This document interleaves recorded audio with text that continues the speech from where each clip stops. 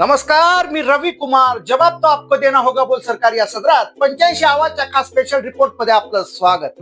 कशा आहात आपण? मजेत ना? मजेत राहा, हिट राहा, फिट राहा आणि हो, आरोग्याची काळजी घ्या.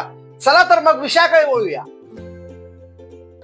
या अगोदर आपणास एक विनंती असेल, तुम्हाला जर का ही बातमी आवडली तर बातमीला जास्तीत जास्त लोकांकडे शेअर करा आणि जास्तीत जास्त लाईक करा, कमेंट करा. तुम्हाला या बातमीबाबत काय वाटतं तर बातमीला कमेंट केल्याशिवाय राहू नका. चला तर मग विषयाकडे वळू. फडणवीसांना दिल्लीत ढकलणारा कोण? गेल्या काही दिवसांपासून कसलंही औचित्य नसताना मुख्यमंत्री देवेंद्र फडणवीस दिल्लीला जाणार अशा सारख्या वावड्या उठवल्या जात आहेत. हे सगळं ठरवून तर होत नाहीये ना. राज्यातून फडणवीसांना बाजूला करून कोणाला आपला उल्लू सरळ करायचा, कोणाला राज्याची सूत्र आपल्या हाती घ्यायची घाई झाली आहे आणि कोणाला राज्यातून आपला प्रतिस्पर्धी संपवायचा आहे असा प्रश्न निर्माण होतो. या बातम्या अधूनमधून येतच असतात. आता तर मुख्यमंत्री महोदयांच्या धर्मपत्नी अमृता फडणवीस देखील या वावड्यांमुळे वैतागल्यात की काय. त्यांनीही काल परवा स्पष्ट करून टाकलंय की फडणवीसांची देशापेक्षा राज्याला अधिक गरज आहे, ते राज्यात राहतील. मुख्यमंत्र्यांच्या पत्नीने या वावड्यांवर स्पष्टीकरण द्यावं इतकं त्यांचं गांभीर्य समोर आलं. खुद्द फडणवीस दिल्लीला जायला उत्सुक नसताना त्यांना राज्यातून दिल्लीत ढकलतंय कोण असाही प्रश्न निर्माण होणं साहजिकच आहे. 2.5 वर्षांचं मुख्यमंत्रीपद मिळवून नंतर उपमुख्यमंत्री पद पदरी पडलेल्या अतृप्त नेत्यालाच फडणवीसांना दिल्लीत पाठवण्याची घाई झाली नसावी असाही प्रश्न विचारला जातो. फडणवीसांना दिल्लीत बोलवा आणि राज्याची सूत्र माझ्याकडे द्या असं महाराष्ट्रातून दिल्लीत जोरदार लॉबिंग होत असल्याच्या चर्चा सध्या विविध माध्यमांमधून ऐकायला येत आहे. हे जर खरं असेल तर फडणवीसांसाठी ही धोक्याची सूचना म्हणावी लागेल असा इशारा वजा अंदाज राजकीय वर्तुळातून वर्तवण्यात येतो. सर्वोच्च न्यायालयात शिवसेनेच्या खटल्यात जसं बरंच काही घडतंय तसंच महाराष्ट्राच्या राजकारणातही पडद्यामागे बरंच काही घडतंय. 2022 मध्ये ज्या एकनाथ शिंदेंना देवेंद्र फडणवीसांनी आणि भाजपच्या केंद्रीय नेतृत्वानं खांद्यावर घेऊन मुख्यमंत्री पदाच्या खुर्चीवर बसवलं, तेच शिंदे आता फडणवीसांच्या राजकीय अस्तित्वाला थेट आव्हान देऊ लागले असं राजकीय विश्लेषक म्हणतात. दिल्लीतील भाजप श्रेष्ठींशी शिंदेंचा थेट ऍक्सेस हीच फडणवीसांसाठी मोठे डोकेदुखी ठरते. त्यात अधूनमधून महायुतीतील राजकीय कुरघोडी सुरूच असतात. सर्वोच्च न्यायालय शिवसेना पक्ष आणि चिन्हाच्या वादावर सुरू असलेल्या सुनावणीत शिंदे गट कायदेशीर कचाट्यात सापडलेला असताना भाजप छावणीतून विशेषतः फडणवीस यांच्या गटाकडून पाठराखण करण्यासाठी कोणतीही प्रतिक्रिया न येणं बरंच काही सांगून जाते.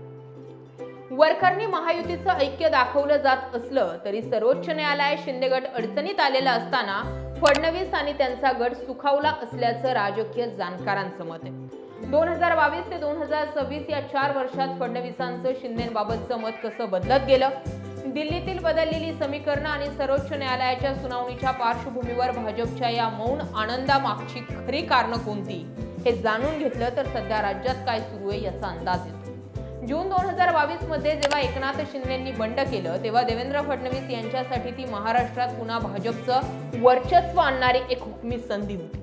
सुरुवातीला फडणवीस यांना असं वाटलं की शिंदे हे भाजपच्या इशाऱ्यावर चालणारे आणि नागपूर ते मुंबईच्या चौकटीत राहणारे बंडखोर नेते ठरतील, ज्याचं रिमोट कंट्रोल स्वतः फडणवीसांच्या हातात असेल. परंतु गेल्या 4 वर्षात पुलाखालून बरंच पाणी वाहून गेलं. एकनाथ शिंदेंनी स्वतःची एक स्वतंत्र राजकीय प्रतिमा तयार केली. बंडखोरीनंतर ते एक अत्यंत महत्वाकांक्षी नेते म्हणून परिचित झाले. शिंदे केवळ ठाण्याचे किंवा शिवसेनेचे नेते राहिले नाही, त्यांनी संपूर्ण महाराष्ट्रात स्वतःचं नेटवर्क निर्माण केलंय. देशात एनडीएचा घटक पक्ष म्हणून त्यांनी अत्यंत कमी कालावधीत आपलं स्थान निर्माण केलं. राज्यात गणेश नाईकांसारख्या भाजपच्या मंत्र्यांवर मात करत त्यांनी सरकारी योजना आणि निर्णयांचं श्रेय स्वतःकडे घेण्यास सुरुवात केली. यामुळे भाजपच्या अंतर्गत गोटात अस्वस्थता वाढली. फडणवीसांचं शिंदेबाबतचं मत पूर्णपणे बदलण्याचं मुख्य कारण म्हणजे शिंदेंची ही वाढलेली राजकीय महत्वाकांक्षा, जी आता भाजपच्या आणि विशेषतः फडणवीसांच्या स्वतःच्या नेतृत्वाला थेट आव्हान देणारी ठरते. महाराष्ट्र भाजपमध्ये गेल्या दशकभराहून अधिक काळ देवेंद्र फडणवीस हेच वन विंडो क्लिअरन्स होते. दिल्लीतील हायकमांडशी संवाद साधायचा असेल तर तो फडणवीसांच्या माध्यमातूनच व्हावा असा अलिखित नियम होता. परंतु एकनाथ शिंदेंनी हा नियम मोडीत काढला. मुख्यमंत्री पदाचा वापर करून आणि थेट राजकीय तडजोडी करत शिंदेंनी दिल्लीतील भाजपच्या केंद्रीय नेत्यांशी स्वतःचा थेट ॲक्सेस निर्माण केला। आता मंत्रिमंडळ विस्तार असो, जागा वाटप असो किंवा राज्यातील मोठे धोरणात्मक निर्णय, शिंदे थेट दिल्लीशी संवाद साधतात। हा वाढलेला ॲक्सेस फडणवीसांचं राज्यातील राजकीय वजन कमी करणारा ठरलाय। जेव्हा तुमच्या मित्रपक्षाचा नेता तुमच्याच वरिष्ठांच्या इतक्या जवळ जातो की तुम्हाला डावलून निर्णय होऊ शकतात, तेव्हा तिथूनच खऱ्या संघर्षाची ठिणगी पडते। फडणवीसांना सध्या याच गोष्टीची सर्वात मोठी चिंता आहे। सर्वोच्च न्यायालयातील सुनावणीत ठाकरे गटाच्या वकिलांनी शिंदे गटाला कायदेशीर कोंडीत पकडलंय।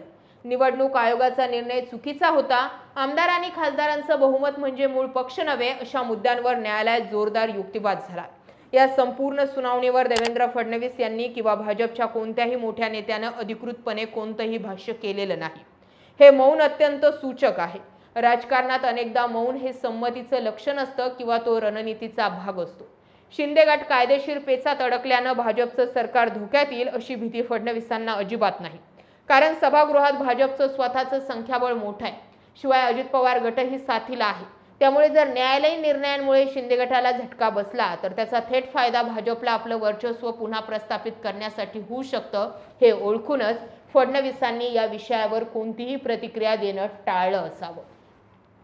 न्यायालय शिंदे गटाची बाजू कमकुवत होताना दिसत असताना भाजपचा फडणवीस समर्थक गट आतून खुश का आहे? यामागे सुद्धा काही ठोस राजकीय गणित आहे। जर शिंदे गटाचे कायदेशीर स्थान कमकुवत झाले किंवा त्यांचं धनुष्यबाण चिन्ह गोठवलं गेलं तर महायुतीमधील शिंदेंची बार्गेनिंग संपून जाईल।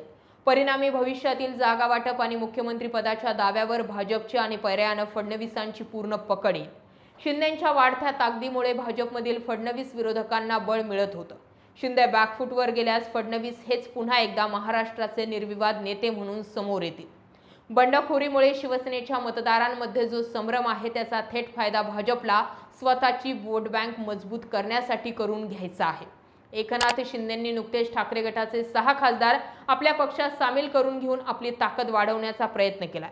पण जर सर्वोच्च न्यायालयाने आमदारांच्या अपात्रतेवर किंवा निवडणूक आयोगाच्या निर्णयांवर कठोर भूमिका घेतली तर शिंदेंच्या या वाढत्या वर्चस्वाला मोठा धोका पोहोचेल आणि त्याचा राजकीय लाभ भाजपलाच होईल, अशी थिअरी मांडली जाते। फडणवीस हे अत्यंत चतुर राजकारणी आहेत। त्यांना हे नीट ठाऊक आहे की शिंदेंना थेट अंगावर घेणं राजकीयदृष्ट्या परवडणारं नाही। म्हणूनच जे काम स्वतःहून करता येत नाही ते जर इतर माध्यमातून होत असेल तर त्यात अडथळा न आणणं, शांत राहणं हीच सर्वात मोठी मुत्सद्देगिरी असेल। यामुळेच फडणवीसांकडून सर्वोच्च न्यायालयाच्या सुनावणीबाबत शिंदेंची कोणतीही पाठराखण केली जात नाही। 2022 मधील एकनाथ शिंदे हे भाजपच्या सुईचे होते तर 2026 मधील एकनाथ शिंदे हे भाजपच्या जागेवर डल्ला मारू पाहणारे एक मोठे आव्हान बनले। दिल्लीच्या बळावर फडणवीसांना शह देण्याचा प्रयत्न करणाऱ्या शिंदेंना आता सर्वोच्च न्यायालयाच्या कायदेशीर लढाईत स्वतःचं अस्तित्व टिकवून ठेवावं लागणार आहे। या लढाईत शिंदे जेवढे जास्त दमतील आणि अडचणीत येतील तेवढाच देवेंद्र फडणवीस यांचा राज्यातील मार्ग अधिक सुकर होईल। म्हणूनच सर्वोच्च न्यायालयातील सुनावणी ही केवळ शिवसेनेच्या 2 गटांमधील लढाई राहिली नसून ती महायुतीच्या अंतर्गत सुरू असलेल्या वर्चस्वाच्या लढाईचा एक महत्त्वाचा टर्निंग पॉइंट ठरते।